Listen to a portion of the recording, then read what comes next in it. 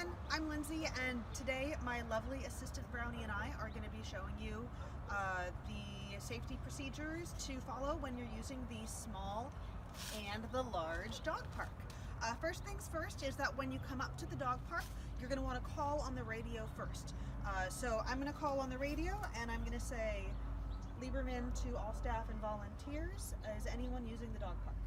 And you'll either hear nothing from anyone, which means the dog parks are free, or you might hear someone say that they're in the smaller park or the larger park, and there are some things to know if someone is already in the park, and we'll address those momentarily. But for right now, we'll just assume that no one is in the parks, and so I will be coming up the ramp that you see right over here with Brownie. In times gone by, when the park was open to the public, folks would sometimes come up through the hillside. That's not very safe. You can slip, you can hurt yourself, the dog can slip. So for the sake of safety, be sure to always use the ramp. All right, so we're gonna head over. Good girl. And I'm going to unlock the lock.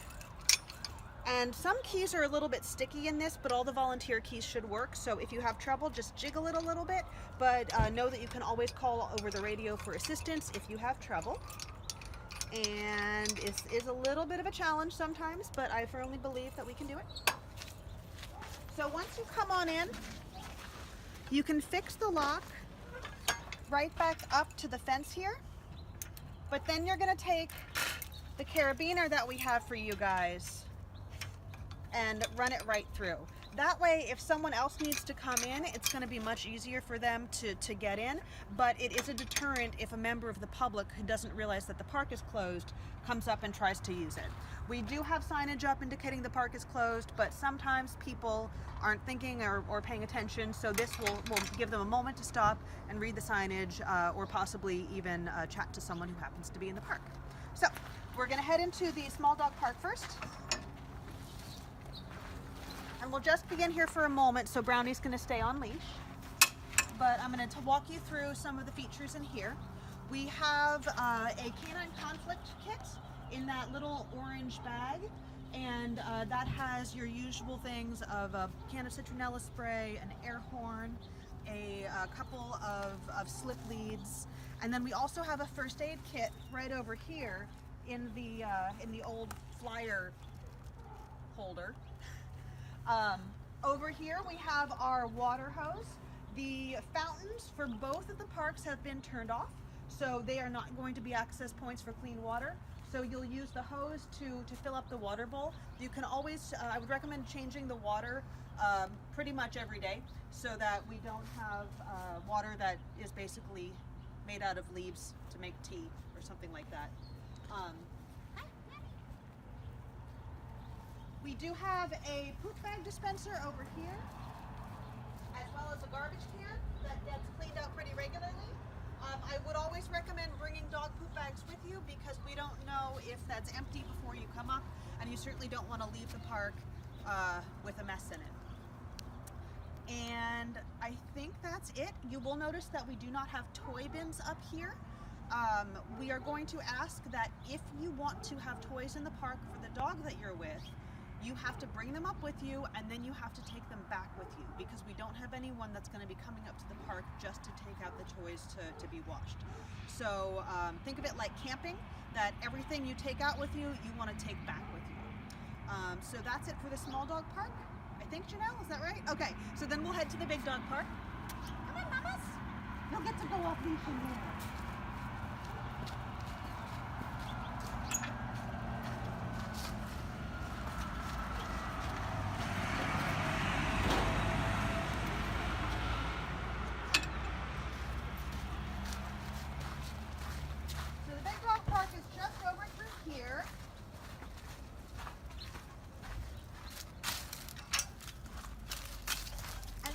Just be aware of is that sometimes staff will have dogs in that little courtyard area, so be sure not to let your dog off leash in this area because we don't want any fence fighting happening over there.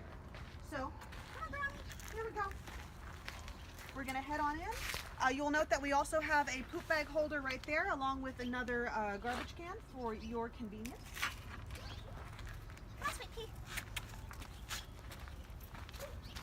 So if you haven't been up here before, you're going to notice that the large dog park is much more spacious. Yeah, freedom! So that the dogs can run around. But one of the things to note about this spacious area is that there are a lot of places for the dogs to go and hide. They can hide from you if they're a little bit nervous, or they can hide while they're relieving themselves. And if they hide when they're relieving themselves, it's not going to be easy to go and clean it up. So that's just something to keep in mind, that you do want to keep a closer eye on the dogs when they're around here. If you have a dog that you think is a little bit nervous, I would recommend maybe not bringing that dog into this part of the park, because it's a lot of space for them to go hiding in. Additionally, because this is on a slope, it can get really slippery when it's wet out. That means if it has just rained, or this morning it was even a little bit frosty, and as the frost melts on the turf, it can become slick. So the slick turf can be a real slip hazard. So when you're heading up the hill, try to remember to use that dirt path over there, which has a lot more traction in it. So even though this is the large dog park, it's not just for large dogs. Small dogs can utilize it too. But it is worth mentioning that you can see that we have large gaps under the fences over here, as well as a gap right through there. So if you bring a really tiny dog in, they might slip through if you're not keeping a super close eye on them. So just be mindful of the size of the dog that you're bringing to the park in relationship to the size of the gaps underneath the fencing. We do have a canine conflict kit right over here. Similar to the other park, it has the citronella spray, the air horn, and some extra leashes. You should always also have a radio on you. What we don't have in this park is a hose. There is a bowl here for water. Very soon we will be providing a watering can to fill it up. And that can be filled up over in the smaller dog park, obviously not when there's another dog in there. So you can use this park as well as the small dog park for bringing in single dogs and kennel mates.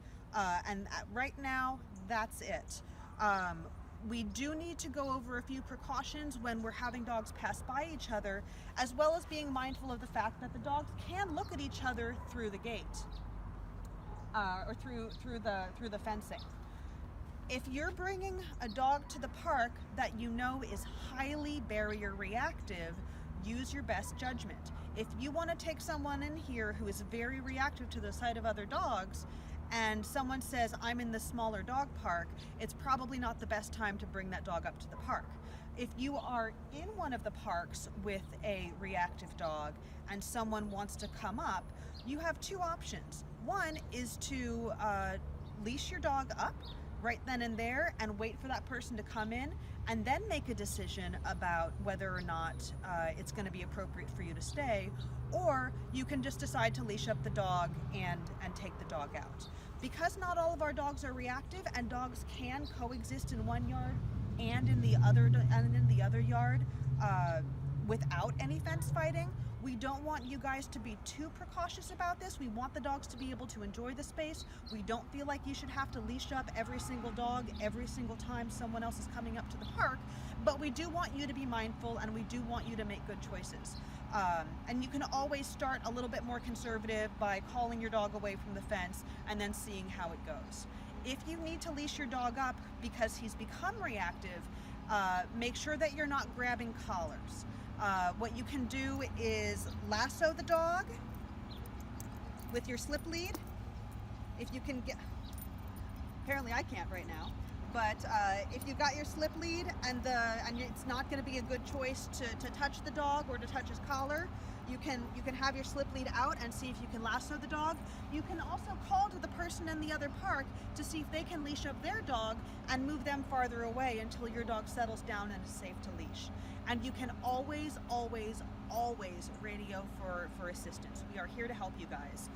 We want this to be a space for everyone to have fun and enjoy themselves, and we're so grateful that we're able to use this space. The dogs love it. So many volunteers and staff have already been utilizing this, and it's been truly wonderful. So as always, if you have any questions, you can come to myself or Janelle, but please enjoy the parks, enjoy your time here, and thank you so much for volunteering.